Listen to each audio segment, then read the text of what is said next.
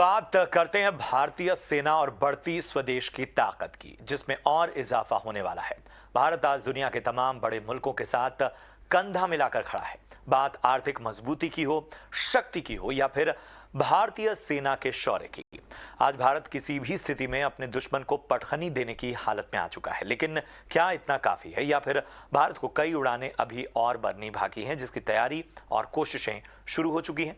जी हाँ, शायद आपको यकीन ना हो, लेकिन अब हमारी भारतीय सेना के शूरवीर हवा में बातें कर सकेंगे और ऐसा हो सकेगा जेट पैक सूट की मदद से, जिसके लिए आर्मी की ओर से रिक्वेस्ट फॉर प्रपोजल जारी कर दिया गया है। दरअसल करीब 3 महीने पहले शिकागो में एक ट्रेड शो के दौरान इस तरह के जेट पैक सूट को पेश किया गया था, जो गैस टर्बाइन इंजन से चलता है और इसके जरिए कोई भी शख्स 10 से 15 मीटर तक हवा में उड़ सकता है। अब आर्मी ने डिमांड की है कि उन्हें इस तरह के करीब 48 जेट पैक सूट चाहिए, जो कि भारतीय वेंडर से खरीदे जाएंगे। साथ ही भारतीय सेना की मांग है कि इस सिस्टम का वजन 40 किलोग्राम से ज्यादा नहीं होना चाहिए और इसमें सुरक्षित टेक ऑफ और लैंडिंग का फीचर होना चाहिए।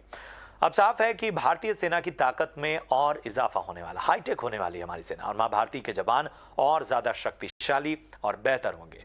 इस उपलब्धि के साथ भारत के आत्मनिर्भर और स्वदेशी मिशन को भी नए पंख लगने वाले हैं। तो अब इस अहम मुद्दे को हम आज चर्चा में ला रहे हैं।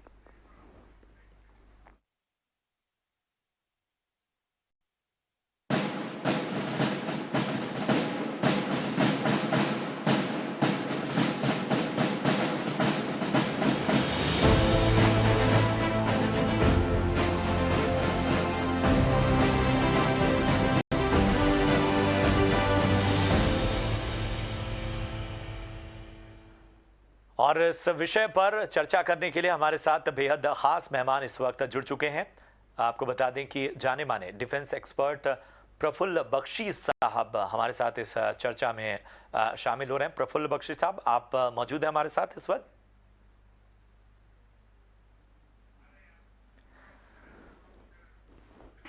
लगता है कुछ तकनीकी खामी है, जिसकी वजह से हमारा जो संपर्क है वो प्रफुल्ल बख्शी सर से अभी नहीं हो पा रहा है, लेकिन हम उनसे चर्चा को आगे बढ़ाएंगे। लेकिन आपको बता दें कि जेट पैक सूट, आपने दृश्य देखे होंगे, आपने कुछ तस्वीरें देखी होंगी, लेकिन इन तस्वीरों को देखते वक्त कभी किसी ने अंदाजा नहीं लगाया होगा कि ये जो भविष्य की चीज हमें देख रहे हैं, हम शायद बड़े बड़े डिफेंस एक्सपो, बड़े बड़े जो ट्रेड शोज हैं वहां पर देख रहे हैं, वो भारतीय सेना की निगाह उन पर है।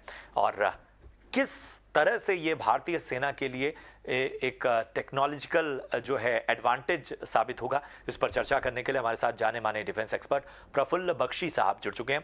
प्रफुल्ल सर, बहुत बहुत स्वागत है आपका ईटी नाउ स्वदेश में। और आप भी ये खबरें सुन रहे होंगे, और एक जब मैं बात करता हूं कि सेना के शौर्य की, तो हम जानते हैं कि तकनीक जो है एक बहुत बड़ा फर्क पैदा करती है। कितना बड़ा, अगर हम इस पूरे अगर हम इस चुनाव को देखें, भारतीय सेना की ओर से जो ये प्रपोजल भेजा गया है, इसको आप किस नजरिए से देखते हैं, और बाकी दुनिया में इसकी प्रैक्टिस कितनी है इस जेट पैक सूट की? Thank you very much for having me आपके शो में।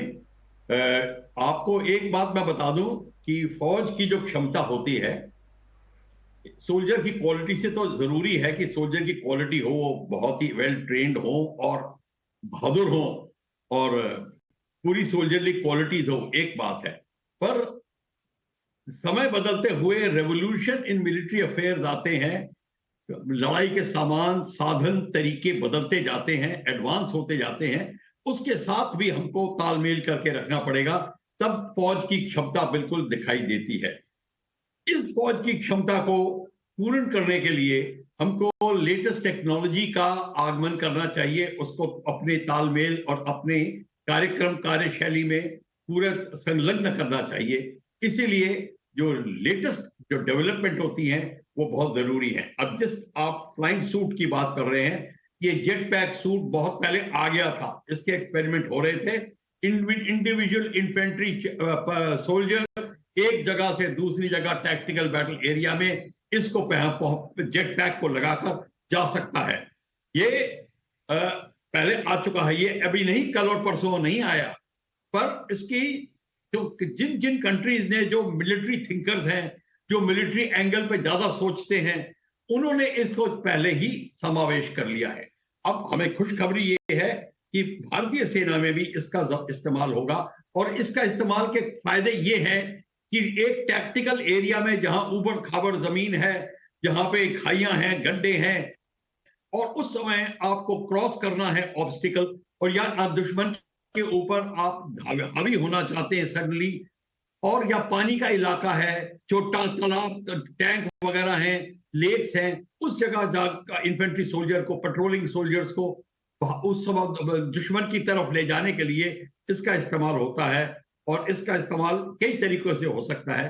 तो ये बहुत खुशखबरी है कि हम इसका इस्तेमाल करेंगे, लेंगे, और साथ अगर हम इसका में स्वावलंबी बनेंगे तो हमको किसी का मुंह नहीं देखना पड़ेगा। बिल्कुल, बिल्कुल। प्रफुल्ल सर, एक चीज़ और मैं समझना चाहता हूँ कि जैसा आपने कहा कि एक लंबे अरसे से कई जगह ये इंट्रोड्यूस हुआ है। मेरे ख्याल से जो सैनिक होते हैं, उनके बीच जब इस तरह के टेक्नोलॉजी एडवांसमेंट की खबरें आती हैं या इस तरह की चर्चा होती है, और जो सोल्जर का पूरा जो पूरे एक दिन भर एक अनुशासित उसका जीवन है, और कितना बड़ा एक कह सकते हैं कि आत्मविश्वास बढ़ता है। और ऐसी चीज़ें जब हम देखते हैं कि चाहे वो एयरक्राफ्ट्स के मामले में हो, चाहे किसी वेपन के मामले में हो, और यहाँ पर हम रोबोटिक्स के मामले में हम देख रहे हैं, तो ये एक जवान, ये जो पूरी जो कह सकते हैं कि हमारे जो पूरे सैनिक हैं, जब उनके बीच इस तरह की खबरें आती हैं कि साहब ये जो एक है टेक्नोलॉजी का एडवांटेज हमको मिलने वाला है, तो उनके बीच किस तरह की चर्चाएं होती हैं? देखिए, सैनिक आजकल जो हैं पढ़े लिखे हैं। अब वो बात नहीं रहेगी अनपढ़ सैनिक कोई आता है, आज नहीं कहता। मिनिमम द मैट्रिकुलेट तो होते हैं सैनिक, ग्रेजुएट भी होते हैं। हमारे एयरमैन तो डॉक्टर क्या कहते हैं, एमए भी होते हैं। हमारे अंडर काम करने वाले हमसे ज्यादा एजुकेशन क्वालिफिकेशन हो सकती है उनकी, ये बात नहीं है। उनकी समझ पूरी होती है। तो अगर जब उनको पता चलता है ऐसी चीजें आ रही हैं, और जो देश की नीति है उनको अपना आधुनिक सामान ला रही है, कोशिश कर रही है, तो उनका मनोबल और बढ़ता है। इसमें दो राय नहीं है। मैं ये नहीं कहता कि बड़ा फर्क नहीं पड़ता, बहुत फर्क पड़ता है जब उनको पता चल जाए हमारे पास अव्वल दर्जे का वेपन है। अब देखिए, आपको बताने की बात यह है कि अभी तक हम वेपनाइजेशन प्रोग्राम में बहुत पीछे थे। क्यों पीछे थे? हमारी सोच ही नहीं थी। लोग कहते थे ये सोच के कि हम शांति प्रिय देश हैं, गौतम बुद्ध महात्मा गांधी के देश हैं, हमें लड़ाई से क्या करना, इत्यादि इत्यादि। हमारे प्रधानमंत्री तो ये भी कह गए थे शुरू में सन 47 में कि हमको तो फौज की जरूरत नहीं है, पुलिस से काम चला लेंगे। ये सब चीजें जब सुनते हैं तो सैनिक जो होता है वो सोचता है कि पता नहीं कौन मेरे को क्या लीडरशिप है, क्या है। तो ये उसका एक किस्म से वो हताश हो जाता है। ये जो आप खबर दे रहे हो, ये खबर जो है चौंकाने वाली होती है, एक पॉजिटिव खबर होती है, और इसलिए उसका मनोबल और बढ़ता है कि अब हम ये कर सकेंगे, ये कर सकेंगे, आपको ये इसमें दुविधा नहीं आएगी, इसमें दुविधा नहीं आएगी। ये सारा का सारा जो मामला है, ये बहुत ही, जिसको कहते हैं, एक साइकोलॉजिकल इफेक्ट पड़ता है इसका। और दूसरी बात ये है कि साथ ही साथ में अब बेसिक वेपन्स तो होने चाहिए। राइफल की फैक्ट्री जो है अब बनी है, अमेठी में डाली गई है। टैंक्स बनने अब शुरू हुए हैं। एयरक्राफ्ट अभी तक नहीं बने, अब बन रहे हैं। एलसी आया है, जो बनाए थे वो भी चले गए थे। मैं नेगेटिव नहीं होने की कोशिश कर रहा, मैं आपको ये बता रहा हूं कि अब हमारी जागरूकता बढ़ रही है, जागृति बढ़ रही है। ये बड़ी खुशखबरी है।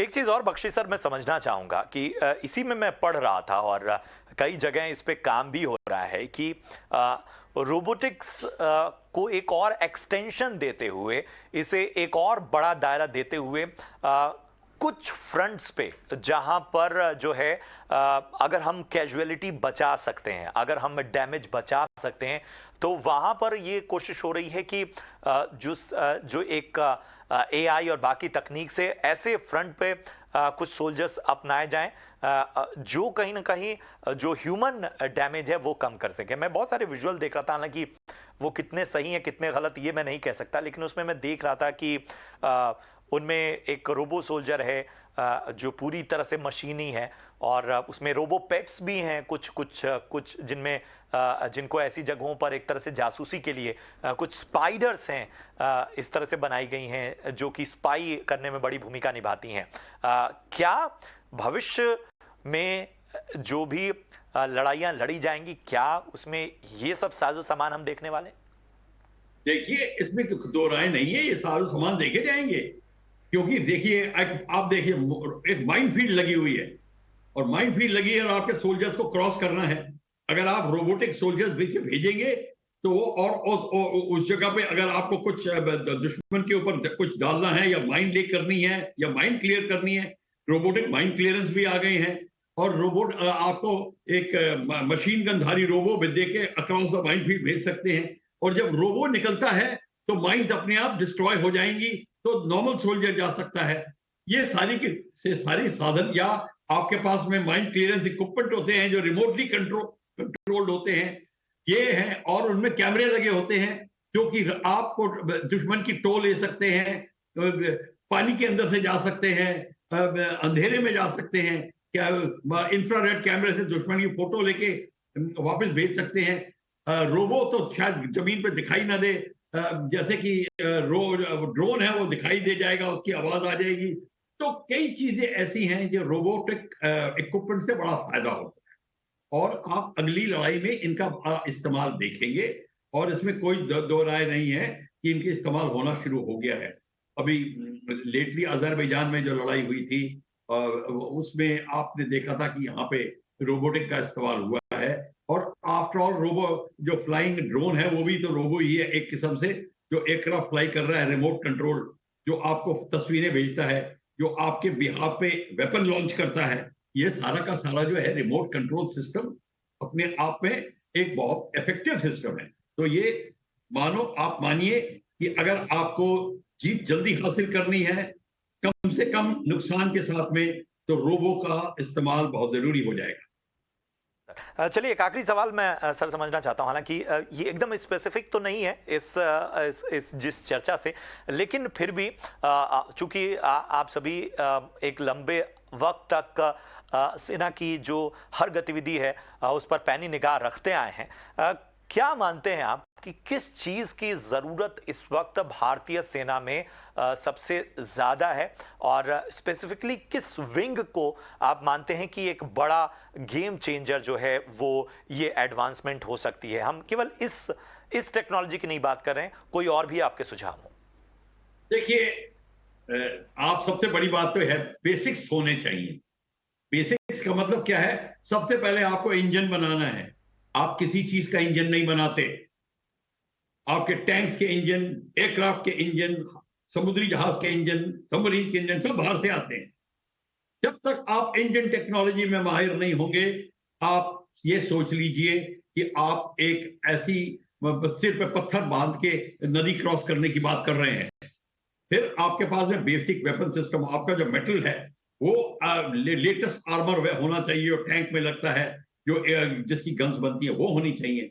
आपकी जो इंटेलिजेंस गैदरिंग के कैमरा है, साउंड सिस्टम को कैच करने के लिए जो इक्विपमेंट है, जैमिंग के इक्विपमेंट है, वो लेटेस्ट होने चाहिए। इससे आपको बड़ा फायदा होता है। तो और जैसे रोबोटिक फ्लाइंग सूट जो है, अब ये देख रहे हैं जैसे कि आपका रोबो फ्लाई कर रहा है। अब ये कितना फर्क पड़ता है कि एक किस तरीके से शिप पे आ गया, शिप से बोट पे चला गया, बोट से सबमरीन पे चला गया, आपका कितना काम रुकता है। 10-15 ऐसे लोग हैं, पूरी आपकी एक आधी प्लाटून जो है वो मूव कर सकती है पेट्रोलिंग में, कि कितना फर्क पड़ जाता है। तो ये सामान, ये इसका आपके सब काम बड़ी जल्दी होंगे, क्विकली, क्लीनली, मिनिमम लॉस, ये सारी की सारी चीजें हैं। और तो मैंने आपको बता दिया, मोटी मोटी चीज ये है, सबसे पहले आपके पास इंजन होना चाहिए, इंजन हर एक चीज के, और आपके फिर आप अपने ही वेपन्स को सब बनाना शुरू करिए। वाकई सबसे ज्यादा खर्चा होता है देश का डिफेंस इक्विपमेंट के ऊपर, और डिफेंस इक्विपमेंट जितना ज्यादा बनाएंगे उतना ज्यादा बेचेंगे। जैसे चाइना कर रहा है, चाइना को सब कुछ इतना सब कुछ बना के बेचता है, आप कुछ नहीं बेचते। वही MiG-21 चाइना बेच रहा है, आपने तो उसको फ्लाइंग कॉफिन बोल दिया। ये फर्क है। तो ये हमारे को अब अपनी R&D जो भारत की है, रिसर्च एंड डेवलपमेंट में और ज्यादा पैसा लगाना पड़ेगा, आपको जीडीपी इंक्रीज करनी पड़ेगी। बिल्कुल जीडीपी में जीडीपी ही इतनी कम है, मिनिमम आपकी 5% of your sorry defence budget 5% of GDP होना चाहिए, वो अभी तक नहीं है। तो आपको ये increase your defence budget and आपको ये सारी चीजें जितनी जल्दी आर&डी करके, आर&डी में पैसा लगा के अपना बनाएंगे, स्वावलंबी होंगे, उसकी जरूरत है। और मैंने आपको बता दिया, सबसे ज्यादा जरूरत आपको सारे वेपन्स जो खरीद रहे हैं वो खुद बनाओ। बिल्कुल बिल्कुल एक एक एक एग्रेशन लाना होगा हमको, कहीं ना कहीं हम मैन्युफैक्चरिंग में हमें एक एग्रेशन लाना होगा चीज़ों के निर्माण में, और हमें एक एग्रेशन लाना होगा जो हम शायद एक दूरदर्शी सोच रखते हैं उसमें जो तैयारी है, हम अगर विजन थोड़ा लंबा लेकर चल रहे हैं तो वो थोड़ा लिमिट थोड़ा पुश करके थोड़ा और कम करनी होगी। हाँ सर, कुछ कहना चाह रहे थे आप? ये सबसे बड़ी चीज है, हमको अपनी डॉक्ट्रिनल चेंज लानी पड़ेगी। देखिए, आपका फौजी तो लड़ने को तैयार है, उसकी क्षमता भी है, पर अगर आपकी नेशनल पॉलिसी उस तरह नहीं जाती कि आप देश की रक्षा के लिए आप उसको समय पे लगाएं या ठीक तरीके से लगाएं, समय पे लगाएं, ठीक तरीके से लगाएं, उसमें कोई कंफ्यूजन ना हो, वो भी आपको डॉक्ट्रिनल चेंजेस लाने पड़ेंगे, उसकी सोच लानी पड़ेगी। हमारे डिफेंस स्टडीज में, सिक्योरिटी स्टडीज और डिफेंस स्टडीज हमको देश के एजुकेशन का अंग बनाना पड़ेगा, जैसे चाइना ने बनाया है। सारी कंट्रीज जो होती हैं ये security, national defence and security studies को बहुत अहमियत देती हैं, हमको इसको अहमियत देनी पड़ेगी। हमको ये भूल जाना पड़ेगा कि अब हम शांति प्रिय एक्सेट्रा एक्सेट्रा ये जो हम शब्द का इस्तेमाल करते हैं, ये कोई काम नहीं चलेगा। अगर देश की रक्षा करनी है तो आपको खून बहाना पड़ेगा, और ये आपको इसके लिए मेंटली आपको रेडी रहना पड़ेगा, तब आप ये सारा काम सोच सकेंगे। नहीं तो आपको तरह से बहाने बदल मिलते रही जाएंगे है, कि उससे क्यों ना कहीं ना करें। कहीं हमें उस बदलाव के हिसाब से जिसका हम बार बार जिक्र करें, जिससे लगातार बख्शी सर भी जिसका बार बार जिक्र कर रहे हैं कि हमें अपना जो नजरिया है और नजरिया के साथ उस पर काम करने का जो हमारा तरीका है, जो एक्ट है, उसमें कहीं ना कहीं बदलाव करने की आवश्यकता है। लेकिन टेक्नोलॉजी एडवांसमेंट के साथ जो है वो भारतीय सेना मजबूत से मजबूतर हो रही है, ये भी आज का सच है। बहुत बहुत शुक्रिया करेंगे सर हमसे जुड़ने के लिए और इस खास विश्लेषण के लिए। बढ़ते हैं अगली खास खबर की ओर। अगर आप ग्रामीण इलाके में रहते हैं तो बजट में बड़ी खुशखबरी के लिए तैयार रहिए। ईटी नाउ स्वदेश को एक्सक्लूसिव जानकारी मिली है कि इस बजट में ग्रामीण आवास और मनरेगा जैसी योजनाओं पर आवंटन बढ़ाया जा सकता है। खबर पर ज्यादा जानकारी दे रहे हैं हमारे सहयोगी प्रकाश प्रियदर्शी।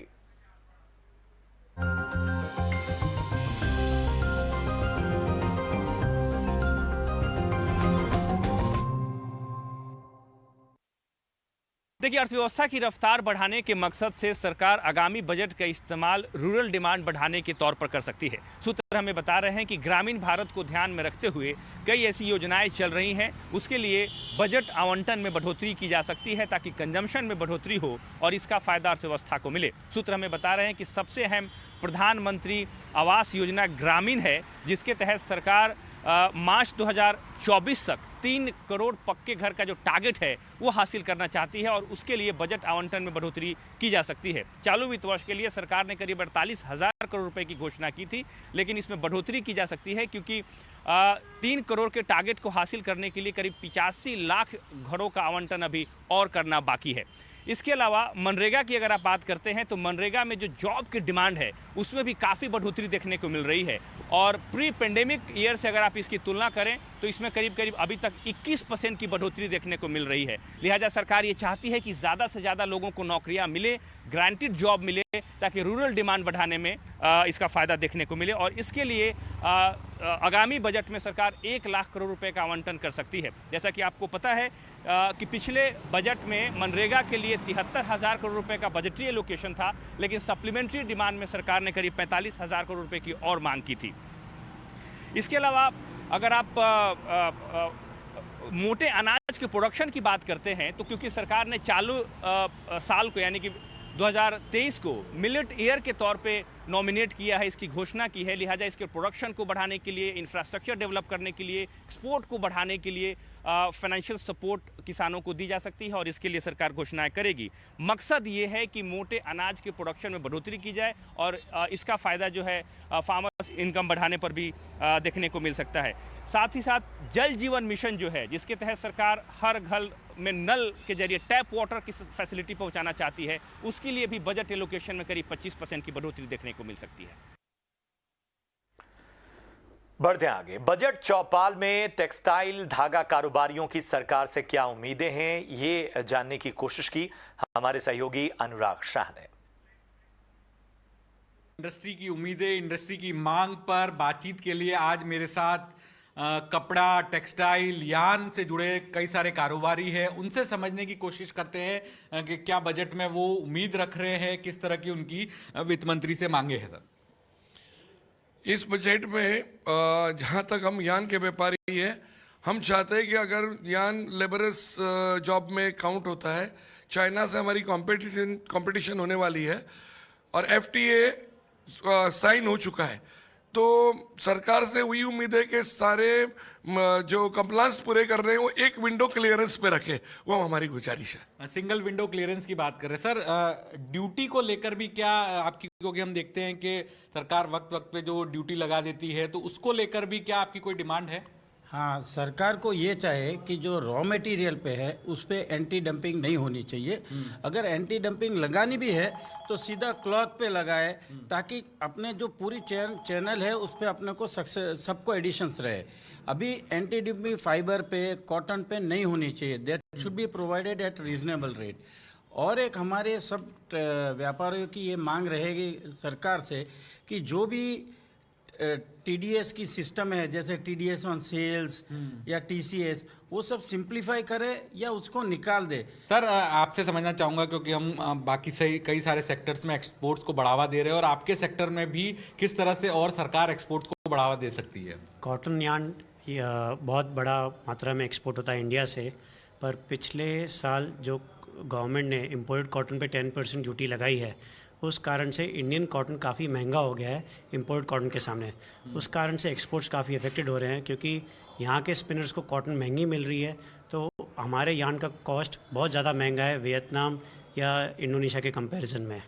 तो इस कारण से अगर कॉटन पे ड्यूटी जो इम्पोर्ट ड्यूटी वो हटाई जाए तो लेवल प्लेइंग फील्ड हो जाएगी, तो इंडिया का यार्न भी ग्लोबल मार्केट पे काफ़ी कॉम्पिटिटिव हो जाएगा। ये सर, सबसे सीनियर हमारे साथ हैं सर, आपके क्या सजेशंस है, क्योंकि आपने तो भारत का हर बजट देखा है, 1931 का आपका जन्म है, तो ये सबसे ज़्यादा इम्पोर्टेंट पूरी textile industry depend on cotton, ज़्यादा करके कॉटन है। पीछे मैन पावर तो अभी हुआ, तो टेक्सटाइल के अंदर बार बार अप एंड डाउन बहुत आता है। कॉटन के समझो ये टाइम अभी देखे कि कॉटन क्रॉप लास्ट ईयर में कितना वो थी शॉर्टेज, तो fluctuation of cotton also effect too much, and also ultimately export of yarn, cloth सब इफेक्ट होता है।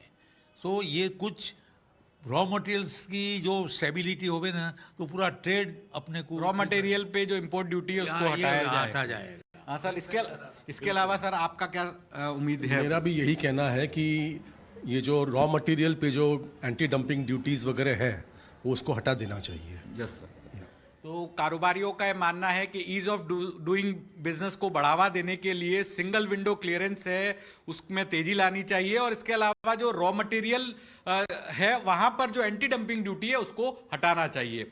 अनुराग शाह, ET नाउ, स्वदेश के लिए। और इधर रेलवे को लेकर एक बड़ी खबर सामने आ रही है। रेलवे जल्द ही 200 वंदे भारत ट्रेन बनाने के लिए बोली जीतने वाली कंपनियों के नाम का ऐलान करेगी। सूत्रों के हवाले से हमें जानकारी मिली है कि 5 कंपनियों ने 26,000 करोड़ के प्रोजेक्ट के लिए बोली लगाई है। हमारे सहयोगी समीर दीक्षित इस पर पूरी जानकारी दे रहे हैं। वंदे भारत ट्रेन से जुड़ी बड़ी खबर। सूत्रों की माने तो 200 वंदे भारत ट्रेन बनाने को लेकर के पूरी जो टेंडर प्रक्रिया है वो अपने अंतिम चरण पे पहुंच चुकी है और बहुत संभावित है कि जो टेंडर प्रोसेस है वो इसी महीने के अंत में या फिर फरवरी के पहले हफ्ते में उसको पूरा कर लिया जाएगा और जो भी company Vande Bharat train 200 Vande Bharat train बनाएगी उसका नाम भी तय हो जाएगा। तो ये जो पूरा प्रोजेक्ट है वो तकरीबन 26,000 करोड़ रुपए का है और 5 कंपनियां इस टेंडर को हासिल करने के लिए रेस में शामिल है। इसमें से 4 कंपनियां वो ज्वाइंट कंसोर्शियम में उन्होंने बिड की है, जबकि एक कंपनी ने सिंगल हैंडेडली इसमें बिड किया है और जो सिंगल बिड रेलवे को प्राप्त हुई है वो फ्रेंच मेजर प्लेयर एल्स्टॉम की है। जबकि जो 4 ज्वाइंट कंसोर्शियम है इसमें प्रमुख नाम शामिल है भेल और टीटागढ़ वैगन्स, इसमें सीमेंस और बीईएमएल ने भी बिड किया है। इसमें मेधा और स्ट्रैडलर एक कंपनी है उसने भी बिड किया है, जबकि रशियन कंपनी भी इस रेस में शामिल है जिसने बिड किया है आरबीएनएल के साथ में। तो कुल मिलाकर के 5 प्लेयर्स हैं जो इस बड़े प्रोजेक्ट को हासिल करने के लिए रेस में शामिल है। लेकिन जो विनिंग फार्मूला होगा वो L1 और L2 बेसिस पे होगा, यानी कि जो सबसे लोएस्ट बिड करेगा उसको 120 वंदे भारत ट्रेन बनाने का मौका मिलेगा, जबकि उससे अगली जो बोली प्राप्त होगी L2 उसको 80 वंदे भारत ट्रेन बनाने का मौका मिलेगा। तो ये L1 और L2 का यहाँ पर फॉर्मूला रेलवे अपनाएगी और ये जो 200 वंदे भारत ट्रेन बननी है वो रायबरेली कोच फैक्ट्री और लातूर में बननी है। तो ये 2 लोकेशंस भी रेलवे ने आइडेंटिफाई कर लिया है। जो पहला प्रोटोटाइप होगा इन 200 वंदे भारत ट्रेन में, जो पहला sleeper based Vande Bharat train का प्रोटोटाइप होगा वो अप्रैल 2024 तक उसको सामने आना है, जबकि उसके बाद में लक्ष्य यही है कि पूरी 200 वंदे भारत ट्रेन को अगले 4 से 5 सालों में पटरी पर दौड़ाया जाए। तो एक बड़ा डेवलपमेंट यहाँ पे वंदे भारत ट्रेन को लेकर के है और ये एक sleeper based Vande Bharat train होंगे जिनके जरिए महानगरों को या लंबी दूरी को कम समय में पूरा करने का लक्ष्य रेलवे यहाँ पर अपना रही है। और इधर बाजार को बजट से क्या उम्मीदें हैं, साथ ही इस बजट के नजरिए से कौन सा सेक्टर फोकस में रहने वाला है, इस पर कार्नाइल कैपिटल एडवाइजर्स के विकास खेमानी, पंकज टिबड़वाल और एमफी के चीफ एग्जीक्यूटिव वेंकटेश श्रीनिवासन जैसे दिग्गजों ने ईटी ना स्वदेश पर अपनी राय जाहिर की।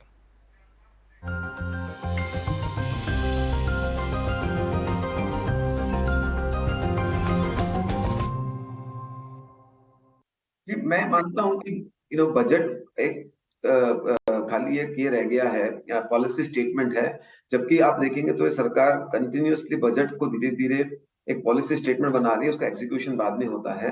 तो ऐसा मुझे कोई लगता नहीं है, पर हाँ, इलेक्शन के पहले जाहिर सी बात है कि सरकार कुछ वेलफेयर स्कीम्स करेगी, रूरल इंडिया में पैसे खर्चा करने की उस स्कीम्स बनाएंगी या फिर इंफ्रास्ट्रक्चर को बूस्ट देने की और मोमेंटम बनेगी और उसका एग्जीक्यूशन साल के अंदर इंप्रूव हो सकता है। एलोकेशन ऑफ द बजट तो आई थिंक पिछले कई सालों से अच्छा ही चल रहा है। तो मुझे लगता है बजट का जो पॉलिसी स्टेटमेंट है वो काफी विजनरी हो सकता है और थोड़ा एक सेंटिमेंट को लिफ्ट करने वाला हो सकता है, स्पेशली जो इंफ्रास्ट्रक्चर रिलेटेड कंपनियां हैं उनके लिए, स्पेशली जो रूरल फोकस कंपनियां हैं उनके लिए। What we have given is that essentially a level playing field between ULIPs, pension funds, insurance and bank deposit plus mutual funds on a level playing field, because any investment there should not be any arbitrage. So इसीलिए हमने ऐसा सुझाव दिया है। One of the thing that we are given is the TDS part. Bank deposit में 40,000 का ऊपर हो गया तो इंटरेस्ट इनकम हो गया तो TDS होता है, लेकिन म्यूचुअल फंड्स में 10,000 का ऊपर हो गया तो TDS आ जाएगा। तो इसलिए हमने बताया म्यूचुअल फंड को भी 40,000 तक लेके आ जाइए। Second thing what we have said is essentially 54 EC capital gains bonds के लिए what we have said is mutual funds को भी एलिजिबल कर लीजिए 54 EC का इन्वेस्टमेंट के लिए। Third thing what we have said is essentially to collect money for infrastructure requirements we have said that please launch a scheme called debt linked saving schemes just like equity linked saving schemes, but keep the tenure 5 years to 7 years so you get long term funds, or long term funds can be utilized for the infrastructure funding requirement of this country, which is the necessity for the growth of this country. और वहीं doctor Reddy's ने अपने Q3 के नतीजे जारी कर दिए हैं। कंपनी की आय और मुनाफे दोनों में बढ़त देखी गई है। आय की बात करें तो आय 5,319 करोड़ से बढ़कर 6,770 करोड़ रही है। साथ ही एबिटा भी अनुमान से बेहतर रहा है और मार्जिन में भी सुधार हुआ है। और चलिए आपको बता दें, ऑटो सेक्टर की दिग्गज कंपनी टाटा मोटर्स ने दिसंबर तिमाही के नतीजे जारी कर दिए हैं। Q3 में कंपनी घाटे से मुनाफे में आ गई है। कंपनी में आय में भी बढ़त देखी गई है। इस पर पूरी जानकारी दे रहे हैं हमारी सहयोगी सृष्टि शर्मा। जी हाँ, टाटा मोटर्स के अगर नंबर्स की बात करें तो यहाँ पे दो बड़ी हेडलाइन सामने आई हैं। सबसे पहले तो नंबर्स के फ्रंट पे, जी हाँ, लगभग 7 क्वार्टर्स के लॉसेस के बाद फाइनली कंपनी ने एक प्रॉफिट दर्ज किया है, वो भी उम्मीद से कई ज़्यादा आता हुआ दिखा है। पर दूसरी बड़ी हेडलाइन ये है कि जो कंपनी का नेट ऑटो डेट फ्री होने का लक्ष्य था कि वो अपना जो नेट डेट है ऑटोमोटिव डिवीजन के लिए FY24 तक उसको जीरो पर ले आएगी, वो अब JLR डिवीजन के लिए पुश करती हुई नजर आई है अगले 7 से 8 महीने पे। अब तक कंपनी कॉन्फिडेंट थी और सभी डिविजन्स के लिए कहती थी कि वो अपना जो नेट डेट है वो जीरो कर लेंगे, और इस बार पहली बार है कंपनी ने ये गाइडेंस जो है आगे बढ़ाई है। इसमें उनका कहना है, अगर हम देखें तो सबसे ज़्यादा जो पेन पॉइंट है वो JLR ही है, क्योंकि कंपनी का जो नेट डेट है वो 57,500 करोड़ पे है। इसमें से 38,000 करोड़ तो केवल JLR का ही है, उसको कंपनी ने आगे ज़रूर बढ़ाया है। पर इसके अलावा अब नंबर्स की बात करें तो एक बीट देखने को मिली है सभी पैमानों पे। हालांकि मार्जिन्स उम्मीद के मुताबिक ही देखने को मिले हैं, पर इस बार अगर हम देखें तो प्रॉफिट फिगर जहां पे हम उम्मीद कर रहे थे 285 करोड़ पे रहेगा, 3043 करोड़ पे आया है। मार्जिन्स एक्सपैंड होते नजर आए हैं कंसोलिडेटेड बेसिस पे 11% पे, EBITDA में 43% का जंप है और आय में 23% की ग्रोथ देखने को मिली है। JLR डिवीजन में जैसा कंपनी कह रही थी कि फ्री कैश फ्लो पॉजिटिव रहेगी, ठीक वैसा ही उन्होंने प्रदर्शन किया है। 490 मिलियन पाउंड आते हुए दिखे हैं और EBIT मार्जिन भी इन लाइन है 3.7% पे। इनका जो इंडिया का PV/CV बिजनेस है वहां पे भी मार्जिन के फ्रंट पे, रेवेन्यू के फ्रंट पे उम्मीद से बेहतर प्रदर्शन है, और आगे चल के भी कंपनी कॉन्फिडेंट ही साउंड कर रही है कि चौथी तिमाही और उसके बाद भी जो ग्रोथ है इन नंबर्स में पॉजिटिविटी के थ्रू वो बरकरार रहेगी।